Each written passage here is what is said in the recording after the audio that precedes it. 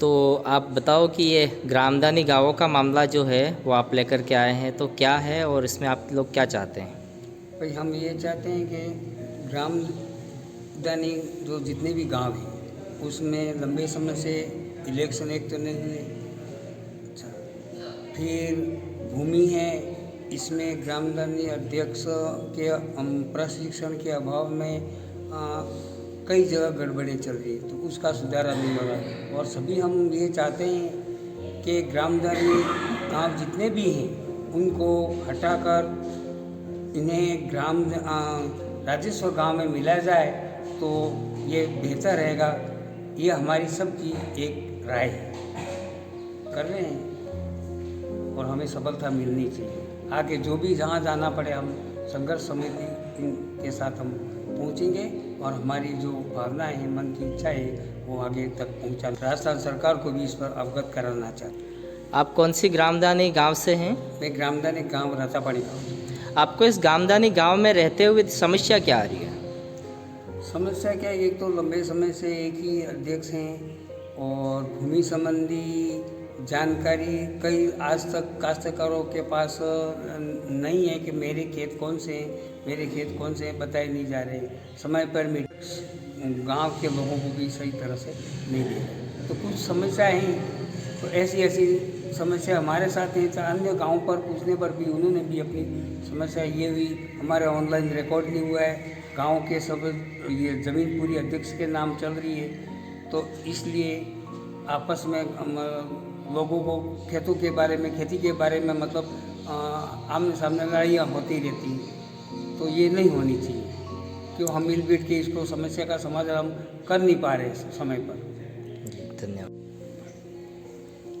हम ग्रामदानी के सब काश्तकार इकट्ठे हुए हैं, ग्रामदानी 41 गाँवों के, और ख़ास करके ग्रामदानी गाँवों में कई लंबे समय से पैमाइश नहीं हुई है।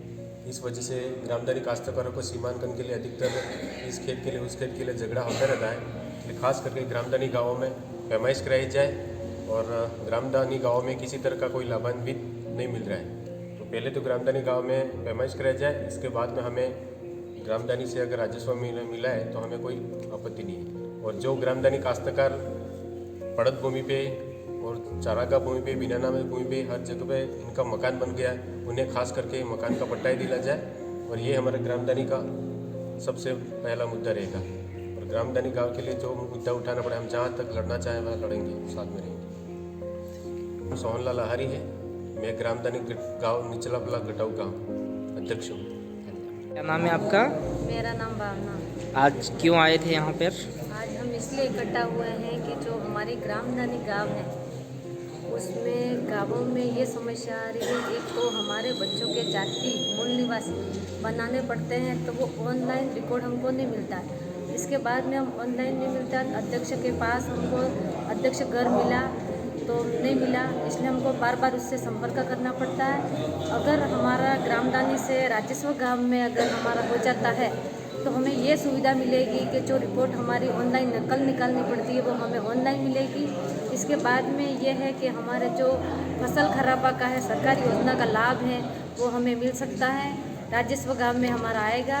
और इसके बाद है कि अगर हम ये ग्रामदानी गाँवों से जो ग्रामदानी गाँव हमारा है इससे हम आगे बढ़ेंगे तो हमारी ज़मीन का भी वैल्यूएशन बढ़ेगा और आगे के लिए बच्चे भी हमारे भविष्य में ज़मीन की वो कर सकते हैं। आप क्या चाहते हैं अभी? हम ये चाहते हैं कि राजस्व गाँव जो हमारी ग्रामदानी गाँव है वो राजस्व में बने। धन्यवाद। और ग्रामदानी गाँव है, इससे पहले हमारी गाँवों की ग्रामदानी गाँवों की पैमाइश की जाए, इसके बाद में राजस्व में जुड़ा जाए।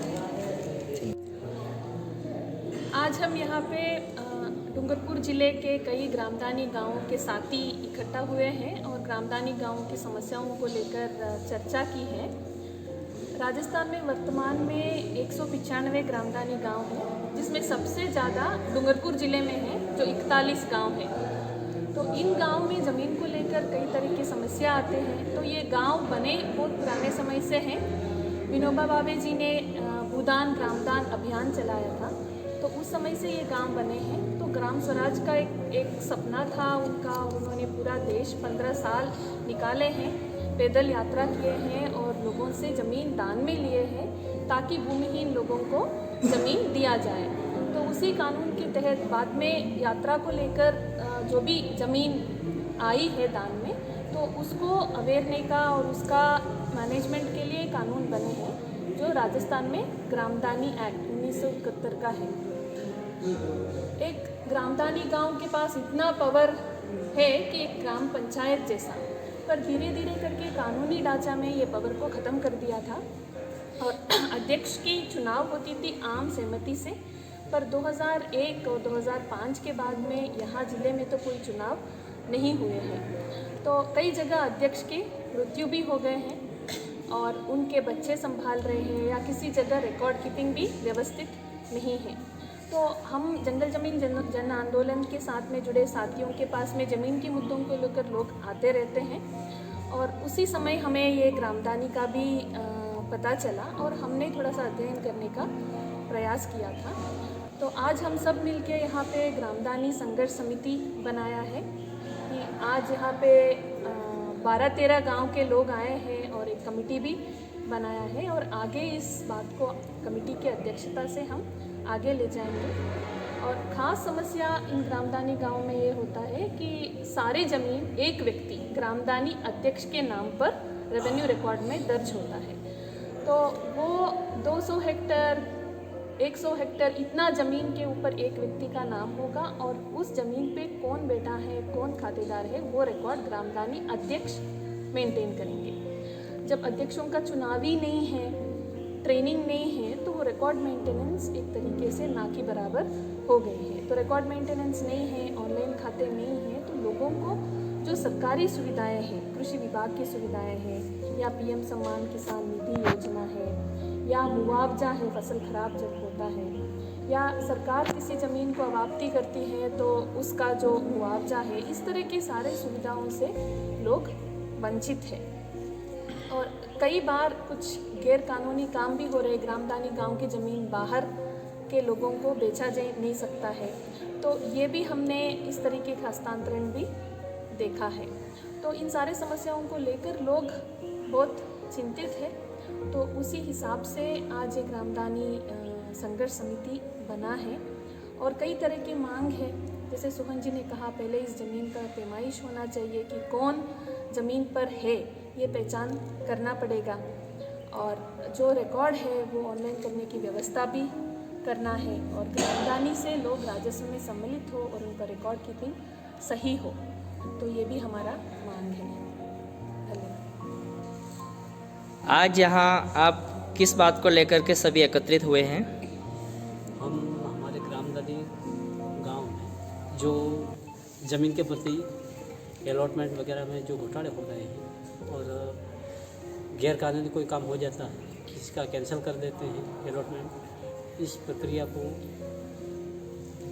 रोकने के लिए जो ग्रामदान गांव है उसको राजस्व काम में घोषित किया जाए। और ग्रामदान गांव में आपको समस्या क्या आ रही है? जैसा कि आप ग्रामदान गांव में समस्या ये है कि हमारे ग्रामदानी के अध्यक्ष की एक तो मनमानी और गैर कानूनी काम, ये हमको पसंद नहीं। आपका नाम? मेरा नाम है मगननाथ बरंडा। जी, धन्यवाद।